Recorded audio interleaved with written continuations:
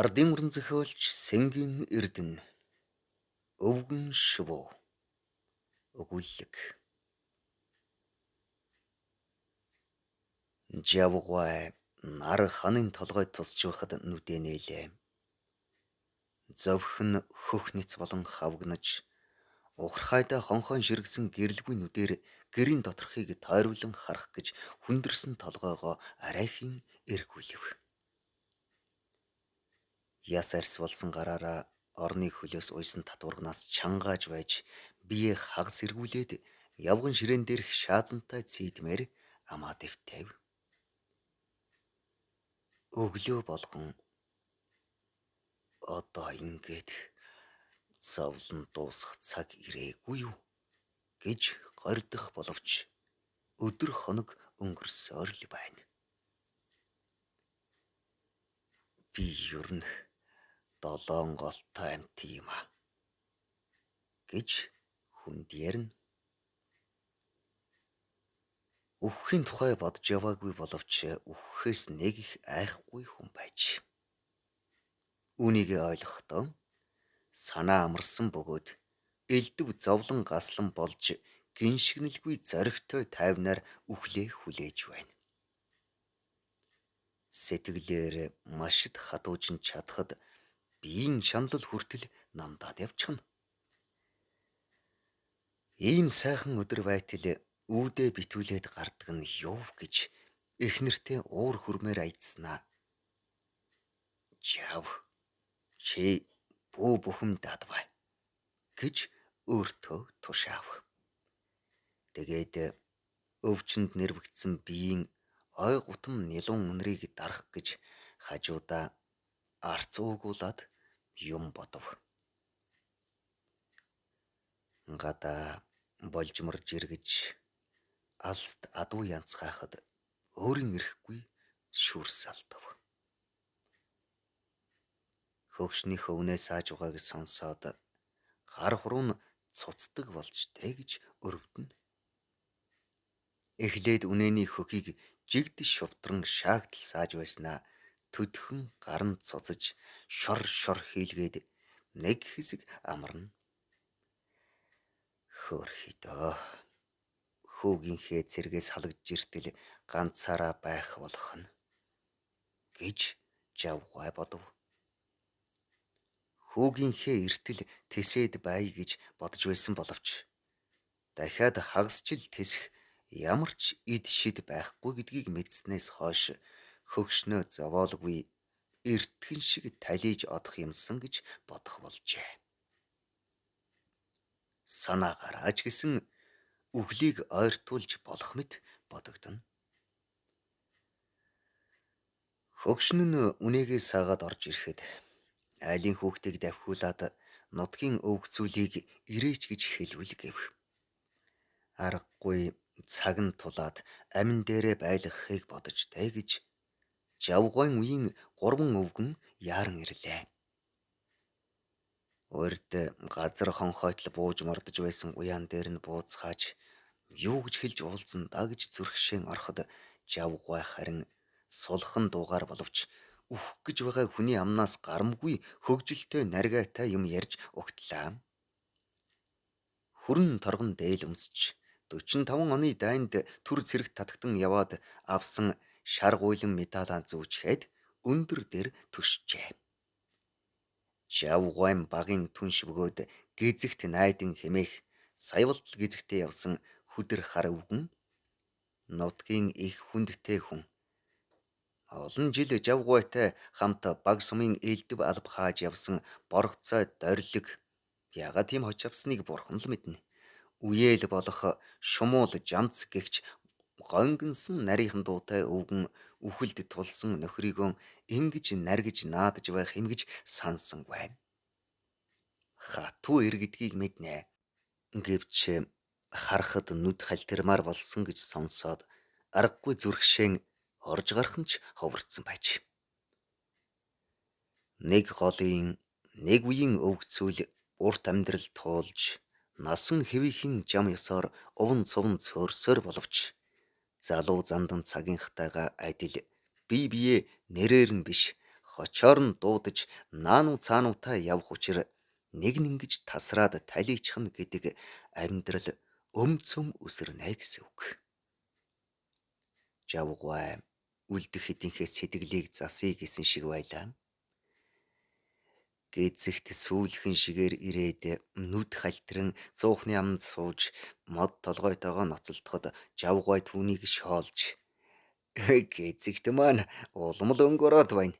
Залуу ихнэр авах гэж байна гэдэг нь ортойдгоо. Тэгтэл энэ бид хоёр чинь анх нэг жил ихнэр авсан юм шүү дээ. Одоо энэ должингоо босгох гэж яаж хөглж явснаа санаж байна уу? Должингийн муу эмээлийг чингэлгнээс авах гэж яваад нохойд хонгоо уруулчихснаа.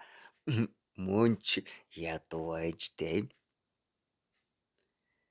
Эмээлтэй морь хөдлөөд ирэх чадал байхгүй. Одоо тэгээ харин жаргаад аагаан багтаахан байж бас залуу хүүхэнд санаатай гэхэд гэзэгт дорхноо сэтгэл уужирч гаансаа үртлэн залиг гэж нохойд уруулсан сорив одоо ч биш шүү гэд гэрээр дүүрэн инээдэн болвоо.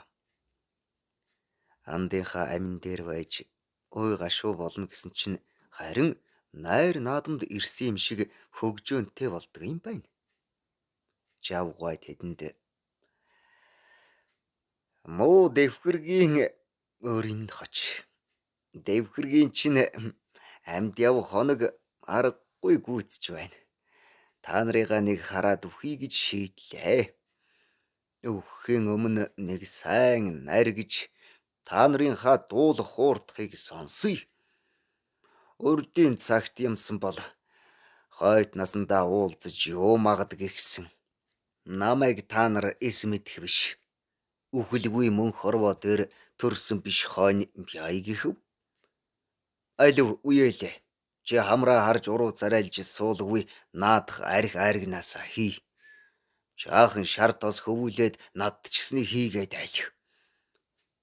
Муу дэвхэргээ алсын замд үдэж байна гэж бодоод л ууцгаа.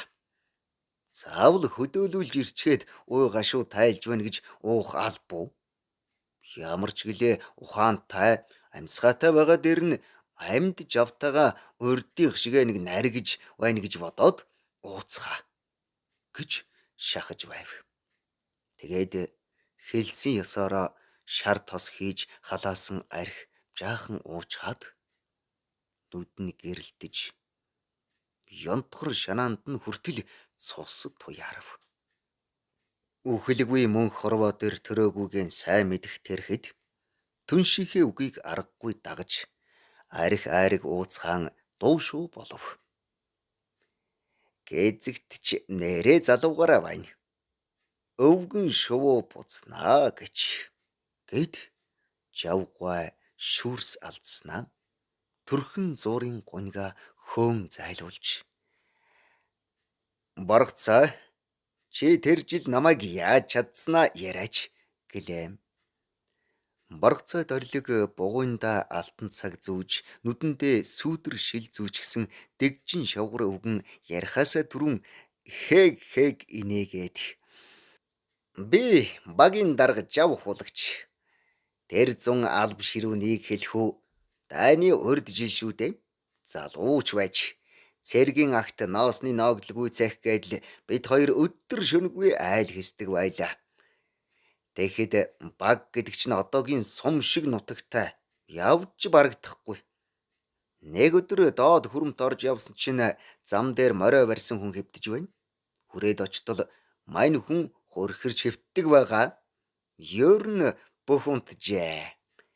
Тэгэхээр н шогломор санагдаад морийг хөтлөөд алга болж өглөө. Мөн ч дүрсгүй байжтэй. Мань хүнийг сэрхнээ явгарчихсан байдаг. Хагас өртөө шахам хөлөө хологдол мацж айлд хүрсэн байсан.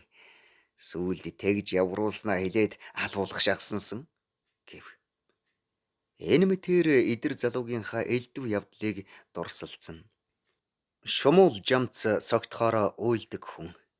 Биеэ хичнээн баривч тессэнгүй шүлсээ савриулж угаад гингэнтэл уйлчихав. Чи битгий хүн руу татаад бай. Уйлж байгаа нь хүртэл ингэнээд яг шумуул шиг гэж жавгаан шаалхад инээдэн болж харин ч гомдож орхисон Жамц чи хизэнээс чулуу шиг хатуу сэтгэлтэй хүн үлдэх биднийг ач зөөлөн дорой улс гэж мэдэхгүй гэд гарч явахыг завдсанд үеэл минь би чинийхээ уян зөөлөн сэтгэлтэйг мэдгэлгүй ах тоглосон юм. Чи адуу ураагаад ирэхгүй юу? Би нэг харъя гэж гойв.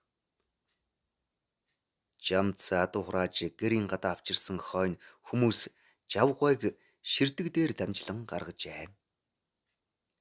60 хэдэн жил амьдарсан хорвоо ертөнц зуныхаа нэгэн сайхан өдрөөр түүнийг үдэн гаргаж байна уу?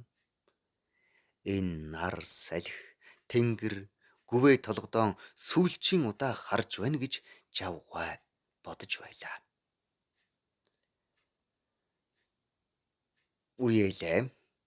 Уурга нэмэн хойвыг тайлаад айл. Гэд хойваа гизэгт төгч. Чи залуу ихнэр авах санаатаагаараа үүнийг ав.Ооны хүзүүгээр хийсэн сайн хойв шүү. Чадлаа үзүүлэх чинь хэрэг болно гэлээ. Дорлог түнштэй сэлбэр нь балартлаа илэгдэж мөлийсэн жижиг гартам хөөргөө ганган хүнд гарих нэмэр гэж өгөв. Жингээд сүүлийн үгээ хэлсэн нь. Та нарыгаа нутаг усаа адуу малаа харж авлаа. Хичнээн сайхан салж болмооргүй ертөнц боловч гизэгтийн дуулдаг өвгөн шувуу шиг буцах цаг болжээ. 60 хэдэн жил дэлхийн тоос хөдөлгөж их юм үзлээ. Гомдол алга. Сайн ханьтай голомт залгах хүүтэй сайхан нөхөдтэй жаргаж явлаа. Ийм тийм юм дутуу дунд байсан гэж гажрах юм алга. Олны дундал явлаа. Жамц минь чи сэтгэлэн барьж үзэх. Жамц уйлсаар холдов. Бид чинээ ингээд л овн цовон хойд ингэртэй гарах улс шүү дээ. Жам юм хойно. Ямар манай Монголын удам тасархаар биш.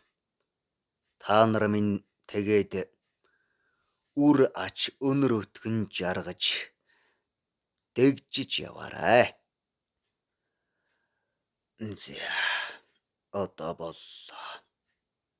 Гэрт минь оруулаад айл. Жавгой үр шүн хагацхын алдад насан үүд болжээ.